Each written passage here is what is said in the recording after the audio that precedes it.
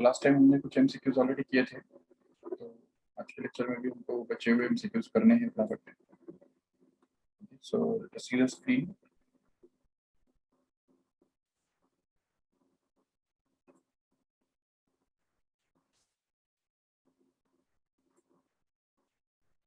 Yes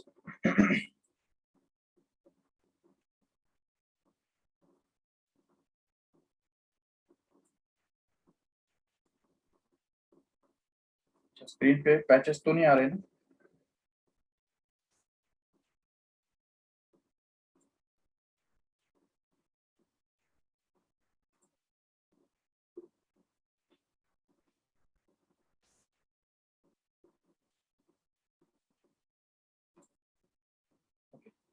So see here, this is the first question here. Read the question carefully. The kinetic energy of an electron with de Broglie's wavelength of 3 millimeter is. Sir screen पे patches दिख रहे थोड़े। वही पूछ रहा हूं मैं।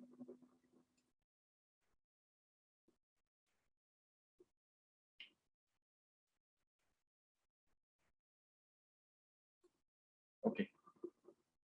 See here, the kinetic energy of an electron with de Broglie's wavelength 3 nanometer. अच्छा, अभी इसमें एक बात याद रखो कि यहाँ पे हमको थोड़ा थियोरेटिकल डिस्कशन भी करना है एक्चुअली। तो जैसा कि हम जानते हैं ऑलरेडी कि every wave can be supposed to be considered to be similar to a particle, okay, and every particle can be considered to be equivalent to a wave, okay. This is the de Broglie's hypothesis.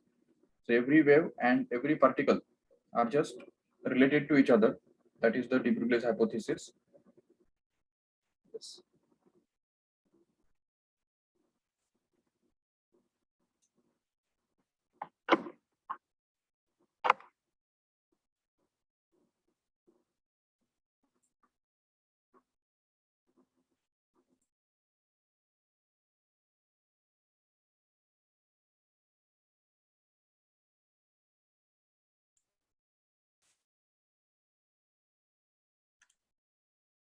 Yes.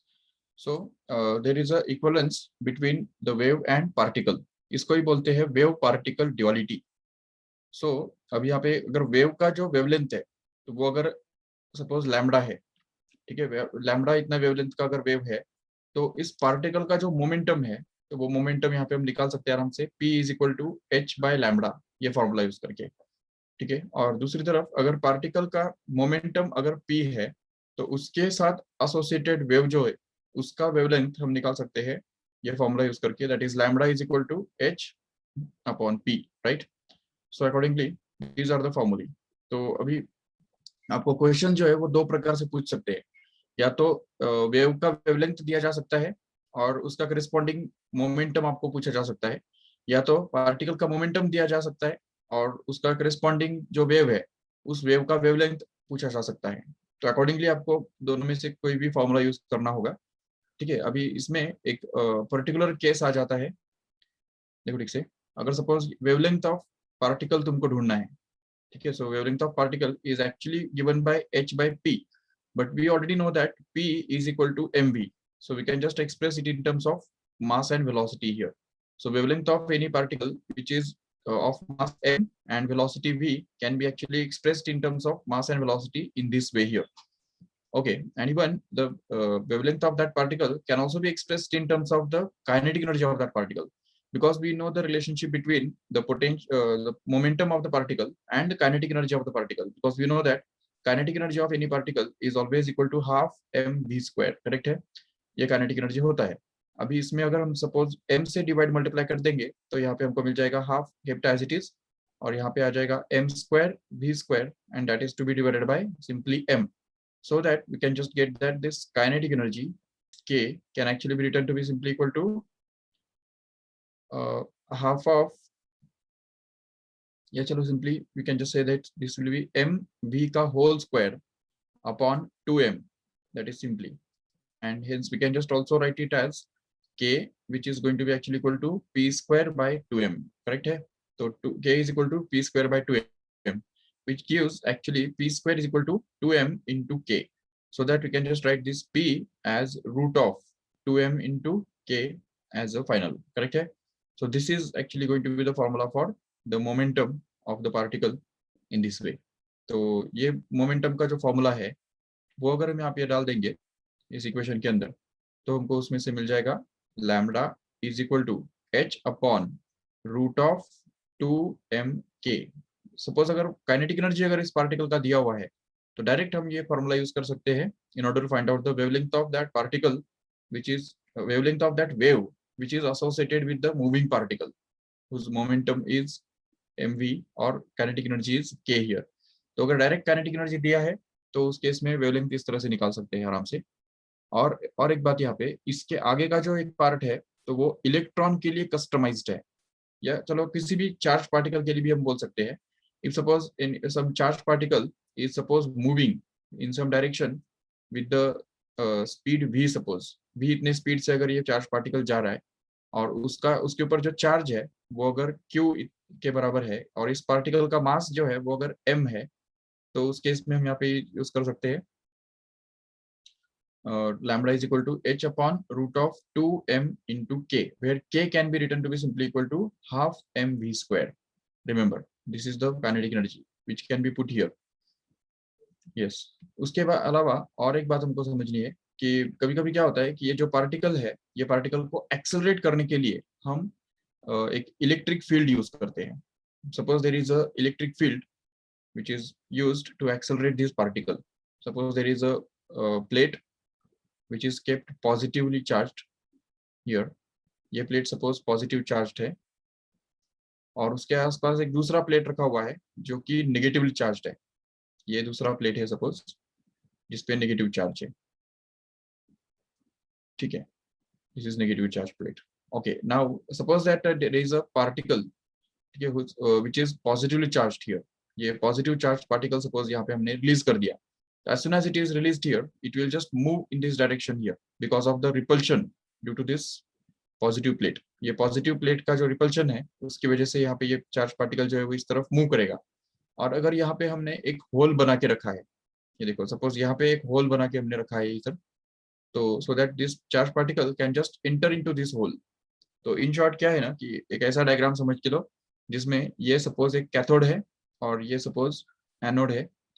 चलो मतलब charge plates है और समझो इसके ऊपर suppose positive charge है, इसके ऊपर नेगेटिव चार्ज है और इन दोनों के बीच में हमने एक पोटेंशियल डिफरेंस अप्लाई करके रखा है इस बैटरी की वजह से, और यहाँ पे एक होल बना हुआ है, देखो ठीक से ये होल है सपोज, ठीक है।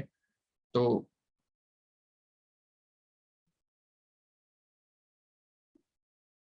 ओके, ये सपोज पूरा भरा हुआ है इस तरह से,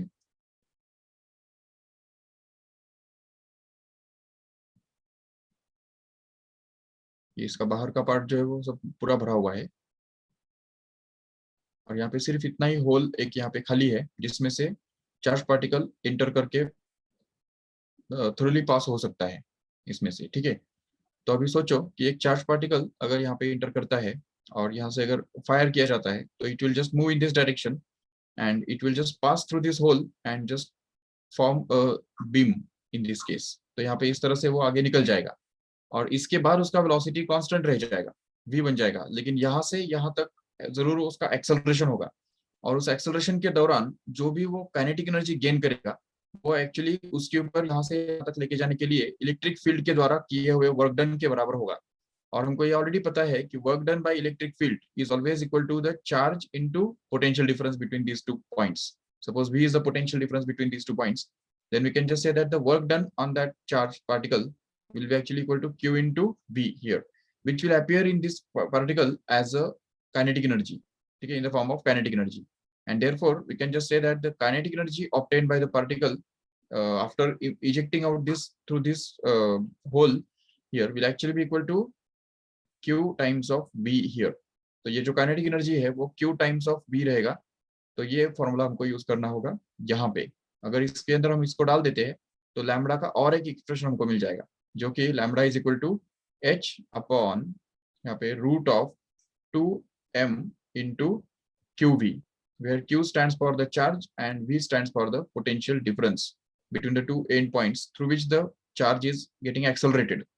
And if suppose there is a electron here, यहाँ पे अगर हमको इलेक्ट्रॉन यूज करना है किसी भी पॉजिटिव चार्ज के बदले अगर इलेक्ट्रॉन यूज करना है तो उसके लिए हमको इस सर्किट के अंदर एक छोटा सा चेंज करना पड़ेगा कि यहाँ पे ये जो है ये निगेटिव टर्मिनल रखना पड़ेगा और ये दूसरा वाला जो है वो पॉजिटिव टर्मिनल यूज करना पड़ेगा, ताकि ये इलेक्ट्रॉन जो है वो नेगेटिव चार्ज होने की वजह से यहाँ पे रिपेल हो और उसकी वजह से यहाँ पे इस तरफ इस डायरेक्शन में फायर किया जा सके। तो उस केस में भी इलेक्ट्रॉन के ऊपर जो चार्ज है वो E है सपोज, और यहाँ पे mass of electron is suppose m here, then we can just say that the work done on that electron will actually be equal to E into V in this case, and this work done will be actually equal to the kinetic energy according to the work energy principle, because work energy principle tells us simply that the whatever work is done on any charged particle in moving from one point to another point just appears in it in the form of kinetic energy, and therefore we can get the kinetic energy to be simply equal to E into capital V here, right? And if we just use this formula here in this wavelength formula for wavelength, then we can just get the expression for wavelength of an electron, which is accelerated through a potential difference V here, and that will be actually equal to h upon root of 2 times of m into E into capital V, where capital V stands for the potential difference, right? And hence we can just get this lambda to be simply equal to, अब यहाँ पे क्या है ना कि h का value हमारे पास है already, mass of electron is already known, which is 9.1 into 10 raised to minus 31 kilogram. Charge on electron is also already known. So if you just put all these values and just work out the calculations by using log table or just a calculator, then we can just find that this will be actually 12.27 upon root V. यहाँ पे सिर्फ V अकेला variable है जिसको हम यहाँ पे रख देंगे एज इट इज, और यहाँ पे ये जो पूरा बनेगा वो एंगस्ट्रॉम में रहेगा. So this is another one more formula which is customized only for electron. ये याद रखो ठीक से, ये फॉर्मूला सिर्फ और सिर्फ इलेक्ट्रॉन के लिए ही यूज किया जा सकता है, ठीक है. Even this formula can also be used for electron only because E is there. But if suppose other than electron any other particle is there, then we can just use this formula here because there is Q in this case in place of E here. तो जिसमें E है वो formula सिर्फ electron के लिए reserved है, लेकिन जिसमें E के बदले Q हम यूज करेंगे तो उस केस में हम उसको किसी भी जनरल पार्टिकल के लिए, चाहे वो प्रोटॉन हो, अल्फा पार्टिकल हो, या हाइड्रोजन आयन हो, या कोई भी ड्यूटेरॉन हो, ट्रिटियम हो, तो उसके लिए हम ये फॉर्मूला यूज कर सकते हैं आराम से. सिर्फ उसका मास हमको पता होना जरूरी है और उसका चार्ज जो है वो हमको पता होना जरूरी है. पोटेंशियल डिफरेंस तो बिल्कुल जरूर लगेगा ही लगेगा, no doubt. So these are the फॉर्मूले which we have to focus it on in this section. Okay, so ये जो पूरा सेक्शन है आज का वो एक्चुअली इस डी ब्रुगलीज हाइपोथेसिस के ऊपर बेस्ड है. If you want you can take the screenshot of this and we can just go to the new MCQs after this. Okay, so let us see the first MCQ which we have just seen here. The kinetic energy of an electron with de Broglie's wavelength 3 nanometer is, okay, so de Broglie wavelength is given to be 3 nanometer, जिसको हम लिख सकते हैं 3 into 10 raised to minus 9 meter. So what is the kinetic energy of this? So we can just get that. अब देखो ये lambda के लिए हमारे पास फॉर्मूला अभी अभी हमने जो देखा कि h upon root of 2 times of m into के, ये अभी अभी हमने फॉर्मूला प्रूव किया. इसमें हमको ये k निकालना है और जबकि लैम्बडा दिया हुआ है तो अगर हम ये यूज करेंगे यहाँ पे तो हमको इसको अगर स्क्वायरिंग करेंगे तो हमको मिल जाएगा simply lambda square which is going to be equal to h square upon 2mk as it is, so that this k becomes actually equal to h square upon 2m into lambda square, correct है. And now if we just replace all the values, then we can just be able to get the kinetic energy very easily. That means kinetic energy will actually be equal to, yes, 6.63 into 10 raised to minus 34, that is the value of h, उसका square करना है हमको, और divided by 2 times of mass of electron. Yes, electron यहाँ पे दिया हुआ है करके हमको यहाँ पे इलेक्ट्रॉन का मास रखना पड़ेगा जो कि हमको ऑलरेडी पता है, which is 9.1 into 10 raised to minus 31, and that is to be multiplied with lambda square, where lambda is the wavelength, which is going to be 3 into 10 raised to minus 9 और उसका square. Okay, yes. So if you just work this out तो उसमें देखो अभी kinetic energy यहाँ पे हमको मिल जाएगा आराम से. तो 6.63 का स्क्वायर अगर करेंगे तो कितना आएगा, देखो ठीक से, मतलब 6 का स्क्वायर है अप्रोक्सीमेटली, 6 का स्क्वायर होता है 36, और 7 का स्क्वायर होता है 49, तो 6.6 का square approximately we can just expect it up to be 45 और 42 के आसपास कुछ, ठीक है। चलो ठीक है 42 ले लेते हैं, तो 40 या 45 ले लेते हैं, चलो 45 into 10 raised to minus 68, okay, and that is to be divided by here 2.2 times of 9.1, take it as 9 only, so here it is 2 into 9 into यहाँ पे भी 3 का स्क्वायर कितना बनने वाला है, 9 ही बनने वाला है, तो ये बन गया 9 और 10 raised to minus 31 and 10 raised to minus 18 दोनों मिला के क्या बनता है 10 raised to minus 31 minus 31 minus 18 कितना बनता है minus 59, करेक्ट है ना, नहीं 49, yes, so this 9 will just cancel with this 5 and we'll be left with 5 by 18 multiplied with 10 raised to what is this minus 68 plus 49,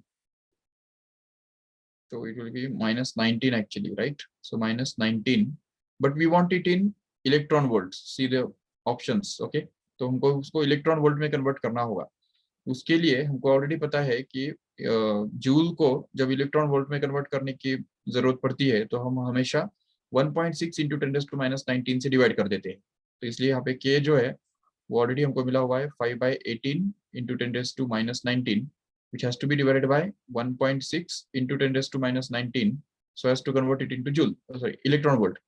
So finally this 10⁻⁻19 gets cancelled and we'll be left with simply 5 upon 18 into 1.6 which can also be written as 50 upon 18 into 16 which can be written as 50 upon, अभी 18 into 16 कैसे करेंगे, 18 को लिख सकते हैं 17 plus 1, right, और 16 को लिख सकते हैं 17 minus 1 which can be written as 17 square minus 1 square which will be actually 289 minus 1, मतलब वो बन गया 288, right, so if we just put it here 288 तो इसको रिड्यूस करके 2 से रिड्यूस करेंगे तो हमको मिलेगा 25 upon 144, तो ये एक्चुअल अप्रोक्सीमेटली इस 144 को अगर 150 भी अगर कंसिडर कर लो तो भी 25 1 जा 25 6 जा तो आ रहा है, तो 1/6 approximately comes out to be 0.6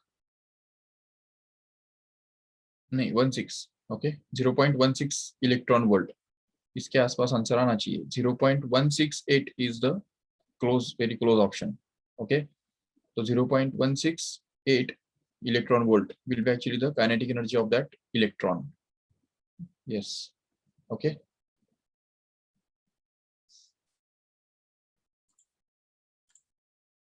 समझा ठीक से या कुछ डाउट है, चलो ठीक है, so next one,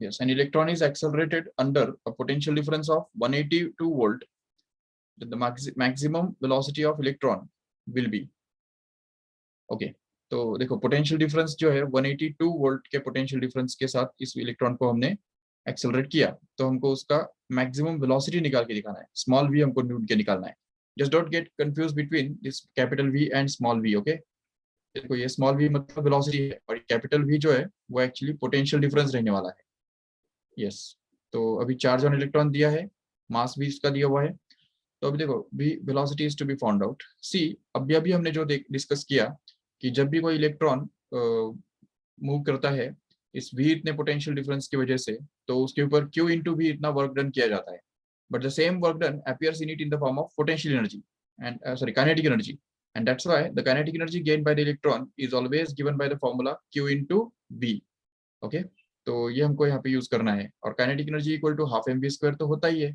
ठीक है, वो तो हमको पता है already, so if we just use it here then we can just get that the kinetic energy must be equal to the work done, and kinetic energy is going to be half mv square which must be equal to the work done which is going to be q into capital V here, so इसमें से हमको निकालना है ये v small v, तो उसके लिए बाकी सबको उस तरफ लेके जाओ, तो जो वेलोसिटी का जो स्क्वायर है तो वो एक्चुअली हमको मिल जाएगा, that is q 2 times of q into capital V upon m as it is, correct है। तो ये बन गया v स्क्वायर। अभी v स्क्वायर हम अगर निकालेंगे तो यहाँ पे बन रहा है 2 into q, charge on electron is already given, that is 1.6 into 10 raised to minus 19, and potential difference is also given, that is 182 volt, and divided by mass of electron, which is already given to be 9.1 into 10 raised to minus 31. So this is going to be v square. We'll have to take the square root also, find in order to find out the v only. तो इसका अगर पहले simplify करेंगे तो यहाँ पे हमको मिलेगा, इसको जस्ट 9 ही ले लो, नहीं 90 91 का डबल ही तो है ना ये 80 टू 80 182, तो इसलिए यहाँ पे हम इसको रिड्यूस कर सकते हैं आराम से डबल, और यहाँ पे पॉइंट एक डिजिट पीछे है इसलिए यहाँ पे एक जीरो लग जाएगा, यहाँ पे 20 आ जाएगा ऊपर, करेक्ट है। तो यहाँ पे 20 इंटू 1.6 एक्चुअली इंटू 2, ये कितना बनेगा देखो ठीक से, तो 20 into 2 becomes 40 and 40 into 1.6 becomes actually 64, right? So 64 into 10 raised to minus 31 goes up and becomes plus 31. So plus 31 minus 19 कितना बनता है, वो एक्चुअली बनता है 22, ओके, प्लस 22 अपॉन नथिंग। तो इसमें से v हमको मिल गया, तो अगर v का वैल्यू इतना है, v स्क्वायर का वैल्यू अगर इतना है, तो v will be actually the square root of this whole thing, that is square root of 64 into 10 raised to 22, which will actually become 8 into 10 raised to 11, that is meter per second.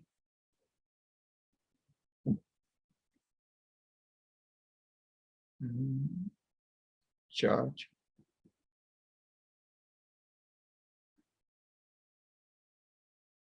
नहीं sorry ये 12 आएगा, sorry sorry sorry sorry, यहाँ पे 22 नहीं आएगा, 12 आएगा, right.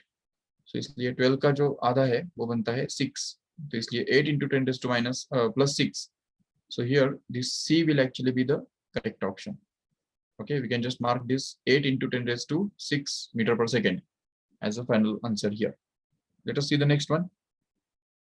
Okay, the energy of incident photons corresponding to maximum wavelength of visible light is, okay, so we want to find out the energy of incident photon corresponding to the maximum wavelength of visible light. अभी wavelength अगर दिया हुआ है तो wavelength के हिसाब से हमको एनर्जी कैसे मिलेगा फोटोन का, फोटोन का एनर्जी होता है h into nu, करेक्ट है।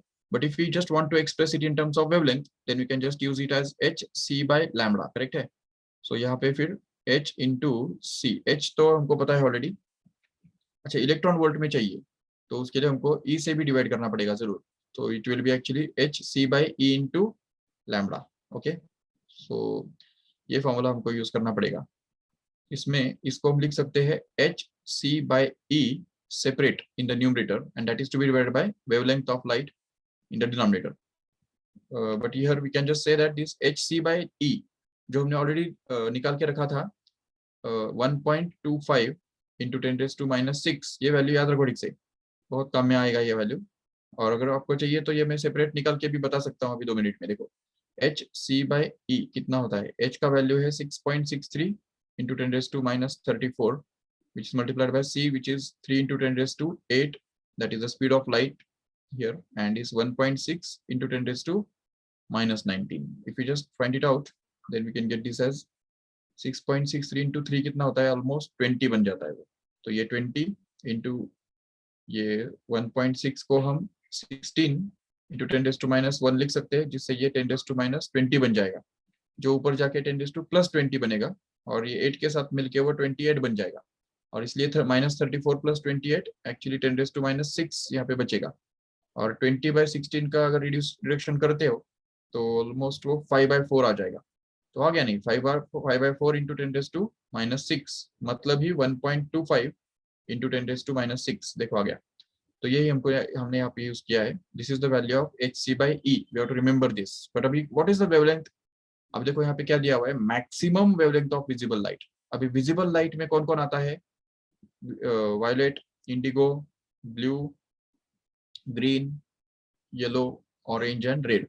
अभी इनमें हमको पता है कि इसका वेवलेंथ सबसे कम है वायलेट का, और रेड का वेवलेंथ सबसे ज्यादा है, और ये हमको पता है कि वायलेट का वेवलेंथ होता है ऑलमोस्ट 4000 एंगस्ट्रॉम, ओके, या 400 nanometer we can say, and here red का जो वेवलेंथ है वो होता है ऑलमोस्ट 800 नैनोमीटर एक्चुअली, करेक्ट है। तो इसकी वजह से यहाँ पे हमको 800 नैनोमीटर यूज करना पड़ेगा, क्योंकि लाइट में सबसे ज्यादा वेवलेंथ रेड कलर का होता है, जो कि 800 नैनोमीटर के बराबर हुआ करता है। इसलिए यहाँ पे 800 इंटू 10⁻⁹ हमको यूज करना पड़ेगा, बस that's it. So if you just work this out, then we can just get this 1.25 upon 0.8। इसको हम लिख सकते हैं पॉइंट शिफ्ट करके 3 digits back right left side में, तो 0.8 इंटू 10⁻⁶ लिख सकते हैं, जो 10⁻⁶ और ये 10⁻⁶ कैंसिल हो जाएगा। समझा ठीक से? ये लिखो ठीक से। ये देखो, ये 1.25 इंटू 10⁻⁶ यहाँ पे है already, and this 800 nanometer can be written as 800 into 10⁻⁹, मतलब 0.8 into 10⁻⁶ actually. So this 10⁻⁶ gets cancelled, and here we can just again shift the point in 2 digits at the right side, so that we can just get this 125 upon 80, which will actually become equal to, अगर 5 से इसको reduce करेंगे तो 5 16s are, and here it is 5 25s are. So it becomes actually 25/16, which happens to be 1 point something, which is only answer here 1.55। Okay, अगर और calculate करेंगे भी तो देख सकते हैं आराम से, यहाँ पे 9 बचेगा, 16 1s are 16 1s are point, और 9 बचा है यहाँ पे, तो 9 90 हो गया राइट। तो 16 5s are 80, तो यहाँ पे 5 आ गया नेक्स्ट, और 10 बचा वापस, तो यहाँ पे 100 हो गया। 16 6s are 96, right? So 1.56 or approximately 1.55 will actually be the correct answer in electron volt. This will be in electron volt actually, just because we have divided already here by E to convert this from joule into electron volt. Okay, let's see the next one. The kinetic energy of free electron doubles. If the kinetic energy of free electron doubles, its de Broglie wavelength changes by a factor.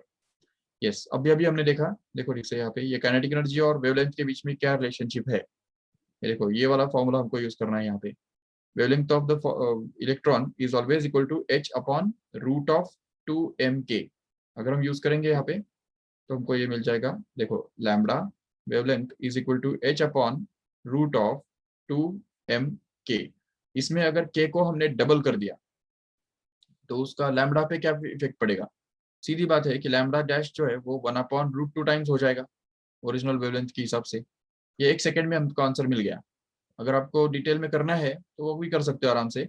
Suppose lambda 1 is going to be actually h/√2mk1, okay, and lambda 2 can actually be written to be simply equal to h/√2mk2 if you just take the ratio.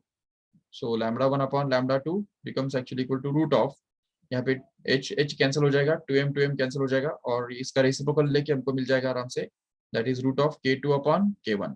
But already it is given that k2 is double of k1, correct है, क्योंकि यहाँ पे क्या बोला इन्होंने, if the kinetic energy of the free electron doubles, that means the final kinetic energy is going to be double of original one.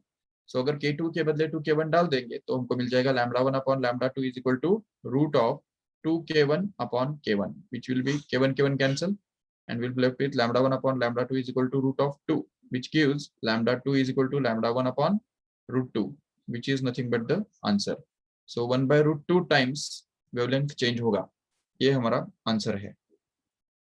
Okay, so next one here, that is what is the de Broglie wavelength of electron having the energy of 10 kilo electron volt.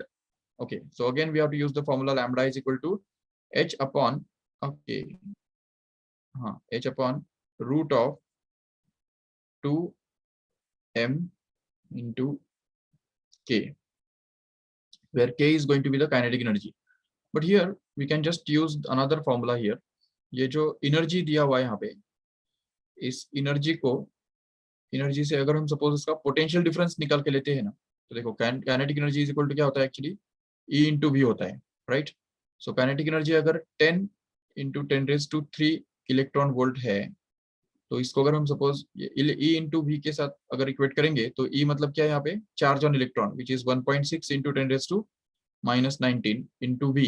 तो V हम निकाल सकेंगे आराम से, इसमें से ये E और ये E कैंसिल हो जाएगा कंप्लीट, और हमको मिलेगा simply V is equal to 10 into 10⁻³ directly.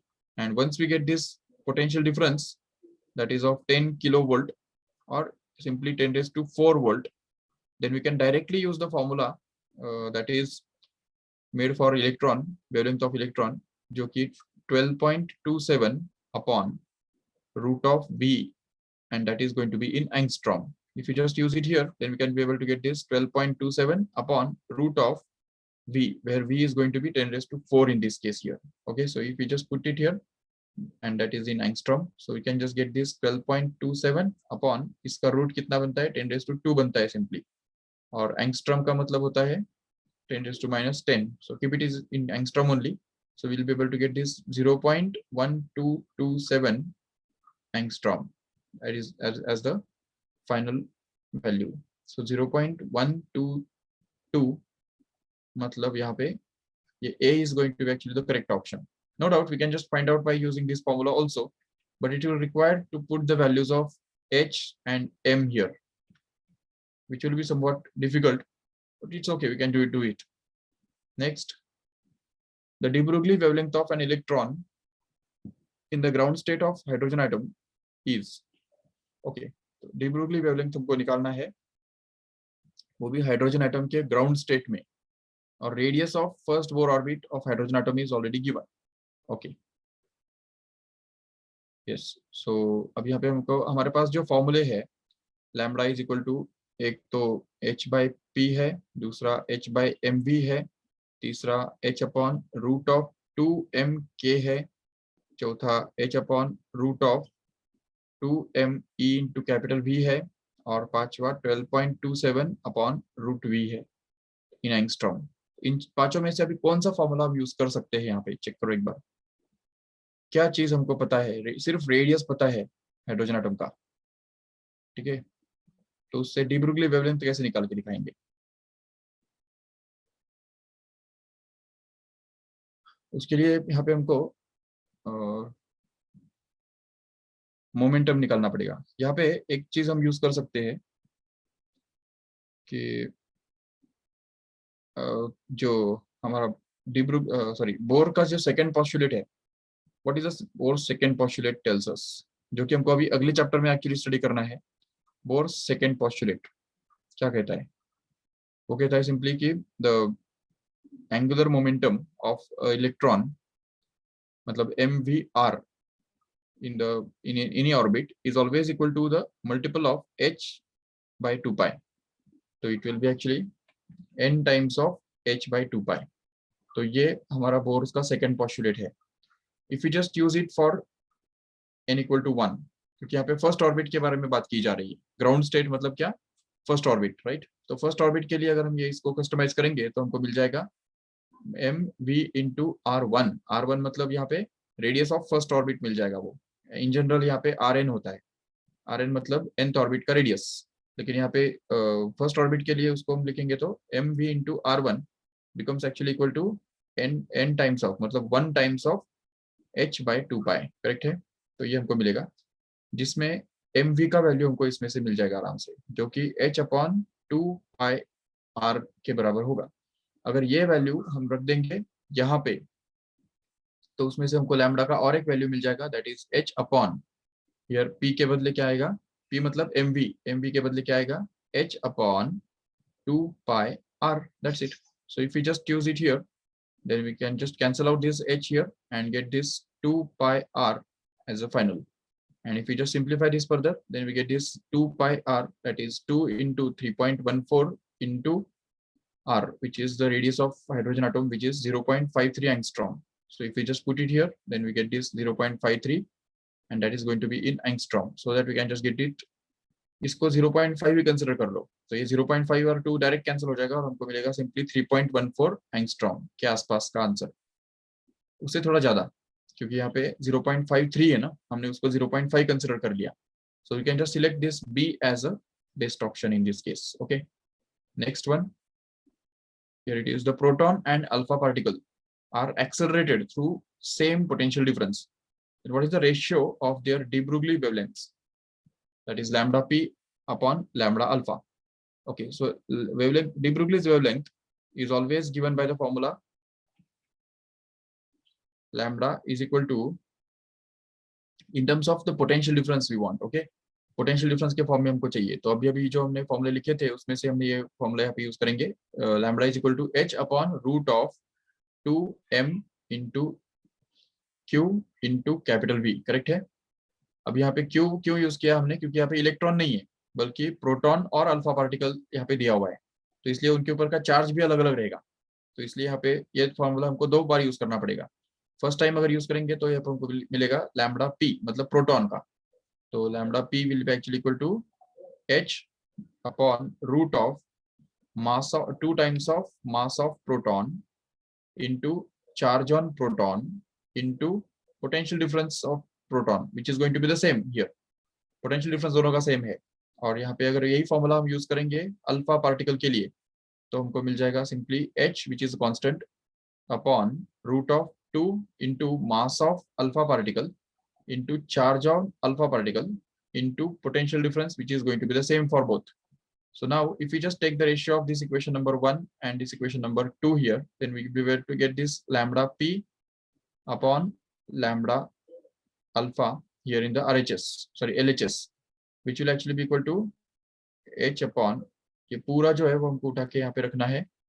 ये देखो ये चला गया न्यूमरेटर में इधर, और ये पूरा जो है वो हमको डालना है इधर डिनोमिनेटर में। ओके, अभी इसमें से क्या होगा देख सकते हो आराम से कि ये जो h है वो तो चलो कैंसिल हो जाएगा, नो डाउट। इवन 2 कैंसिल हो जाएगा, यहाँ पे v भी कैंसिल हो जाएगा, बाकी जो बचा रहेगा तो हम लिख देंगे यहाँ पे उसको। तो lambda h upon lambda alpha will actually be going to be there, that is root of, ये पूरा ऊपर चला जाएगा। सो हमको मिलेगा यहाँ पे m alpha into Q alpha which is to be divided by this mp into qp। ये हमको सॉल्व करना होगा। तो lambda p upon lambda alpha comes out actually to be equal to root of, here in the numerator we will have to replace the mass of alpha particle and mass of proton here. अभी हमको already पता है कि mass of alpha particle is 4 times greater than the mass of alpha particle, sorry proton। तो इसलिए mass of alpha particle के हम बदले हम क्या डाल देंगे, 4 times of mass of proton, and that is to be divided by mass of proton kept as it is। And here charge on alpha particle is actually the double of the charge on proton simply, क्योंकि alpha particle के अंदर क्या होता है, alpha particle मतलब 4 protons, sorry 2 protons और 2 neutrons मिलके alpha particle बनता है।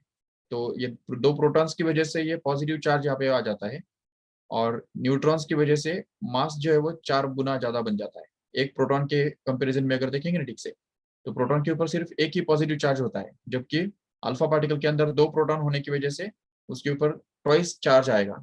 लेकिन मास के हिसाब से अगर देखेंगे तो इसके अंदर 2 न्यूट्रॉन्स भी एक्स्ट्रा है, और इसीलिए यहाँ पे प्रोटॉन के कंपैरिजन में mass of alpha particle will be actually 4 times that of the mass of proton only. So therefore charge के बदले यहाँ पे क्यू अल्फा के बदले क्या आएगा, 2 टाइम्स ऑफ QP आएगा, and that is to be divided by QP as it is, so that this QP gets cancelled, MP gets cancelled, and we'll be left with simply root of 8 in this case here. So lambda p upon lambda alpha becomes root 8, which can be written to be 2 root 2, or this is the only option here। B option के अंदर already root 8 है यहाँ पे, that can be selected as a correct option in this case। Getting it? Next one, the de Broglie wavelength of ball of mass 120 gram moving at a speed 20 meter per second is, so mass of the ball is given to be 120 gram, which can be written as 0.12 kilogram, okay, and the speed of the ball is given to be 20 meter per second। so de Broglie wavelength कैसे निकालेंगे, h upon mv simply। so h के लिए हमारे पास है already 6.63 into 10 raised to minus 34, which can be divided by the mass into velocity। mass is going to be 0.12 here, and velocity is going to be 20 here in this case। so if we just multiply this together, then we'll be able to get this 6.63 into 10 raised to minus 34, which can be divided by 240, so 2.4 in this case। okay, तो अब यहाँ पे इसको simply 6.6 upon 2.4 भी अगर consider कर लेंगे तो वो एक्चुअली 3 के आसपास आंसर आ जाएगा, 3 से थोड़ा कम। we can just select this 2.8 into 10 raised to minus 34 as a correct option।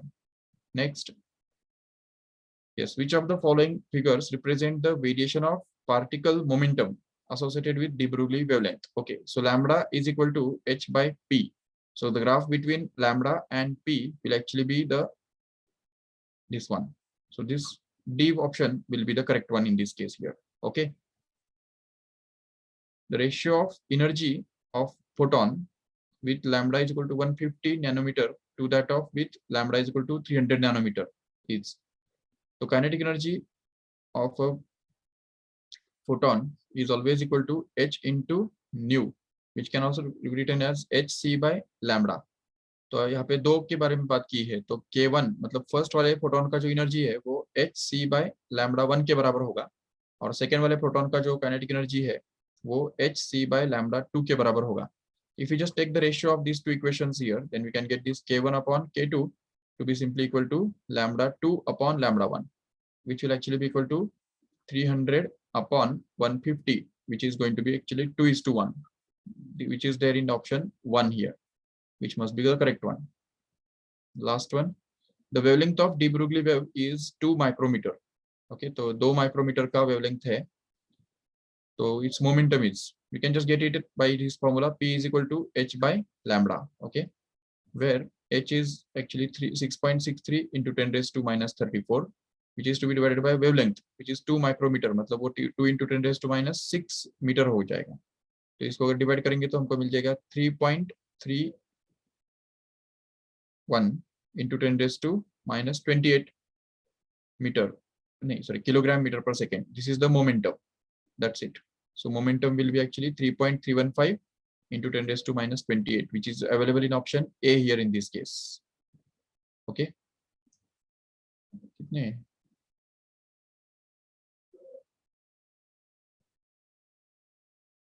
Okay, you can just do them orally. देखो यहाँ पे ठीक से,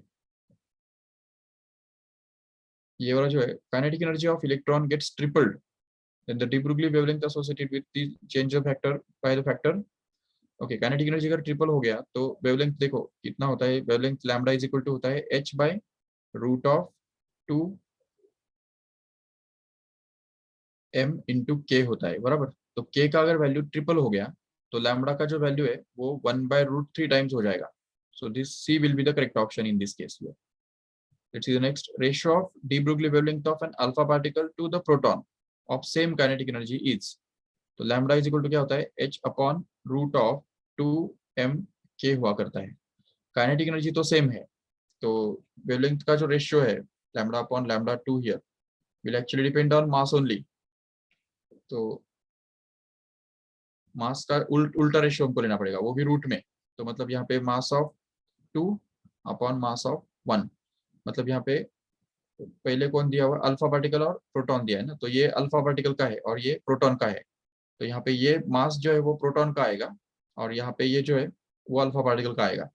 इसलिए यहाँ पे प्रोटॉन का मास के कंपैरिजन में अल्फा पार्टिकल का मास 4 टाइम्स ज्यादा होता है, तो इसलिए यहाँ पे रूट में क्या आएगा, एक्चुअली 1/4 आएगा, जो कि एक्चुअली 1/2 बन जाएगा रूट में से बाहर आने के बाद. तो इसलिए A will be the correct option here. And finally, electron of mass me and proton of mass mp are moving with same speed, then ratio of their de Broglie wavelength is h by mv हमको use करना पड़ेगा. तो h lambda 1 upon lambda 2 will actually be equal to h तो cancel हो जाएगा, m या इसको हाँ lambda e upon lambda p हम इसको रिप्रेजेंट करेंगे. तो यहाँ पे आ जाएगा mp इंटू vp अपॉन, लेकिन सेम स्पीड से जा रहे हैं ना वो, तो स्पीड भी यहाँ पे मैटर नहीं करेगा, सिंपली यहाँ पे mp अपॉन me आ जाएगा. अभी mp अपॉन me तो तुमको पता ऑलरेडी कि 1836 के आसपास होता है. Mass of proton is this much times greater than the mass of electron, so we can just select this as a correct final option. Yes, that's all for this chapter. Okay, so let us stop here. Thank you all of you.